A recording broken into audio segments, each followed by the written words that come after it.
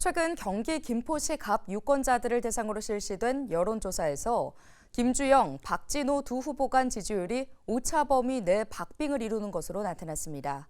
두 후보는 군소정당에서 제3의 후보가 출마할 가능성과 관계없이 자신의 선거운동에 집중한다는 입장입니다. 김진재 기자입니다. 21대 총선에 이어 4년 만에 다시 맞대결을 치르게 된 더불어민주당 김주영 예비후보와 국민의힘 박진호 예비후보. 최근 실시된 여론조사 결과 두 후보의 지지율이 박빙인 것으로 나타났습니다. 경인일보가 한국사회여론연구소에 의뢰해 지난 10일부터 이틀간 경기 김포시 갑 지역에 거주하는 만 18세 이상 남녀 502명을 대상으로 여론조사를 실시한 결과 두 후보가 오차 범위 내에서 접전을 벌이는 것으로 나타났습니다. 김주영 예비후보는 이번 여론조사 결과에 큰 의미를 부여하지 않고 기존대로 선거운동에 집중하겠다는 입장을 밝혔습니다. 여론조사마다 조금씩 차이가 있습니다. 그래서 크게 개의치 않고 하던 대로 열심히 할 수밖에 없다. 그렇게 생각하고 더 열심히 뛰라는 신호로 그렇게 알고 열심히 뛰겠습니다.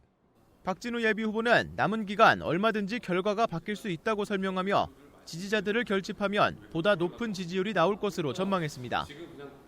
이제 오차 범위 내에서 이제 접전을 벌이는 것은 이제 앞으로 남은 선거운동 기간 동안 과연 우리가 시민분들에게 우리 국민의힘이 얼마나 더 신뢰를 줄 수 있느냐에 따라서 전 결과가 많이 바뀔 거라고 예상하고 있습니다. 앞서 이달 초 새로운 미래 예비후보로 등록했던 하금성 예비후보는 지난 13일 당내 심사 결과 공천 탈락 통보를 받은 것으로 알려졌습니다.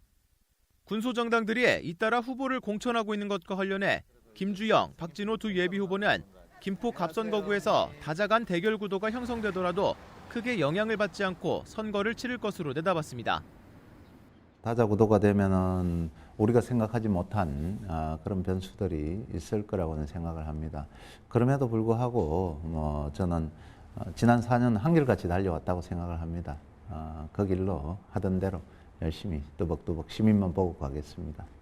굵직굵직한 사업들이 남아 있습니다. 집권 여당의 힘으로 이 문제를 해결할 수 있느냐 없느냐에 대한 신뢰를 이제 좀 줘야 된다고 생각을 하고 말씀처럼 개혁신당 여러 가지 당이 있다고 하지만 그 당에 대해서 유불리를 따질 지금 시기는 전 아니라고 생각합니다. 총선일까지 채 한 달이 남지 않은 가운데 4년 만에 현직 의원과 도전자의 입장에서 다시 만난 김주영, 박진호 예비후보의 지지율이 박빙을 달리고 있습니다.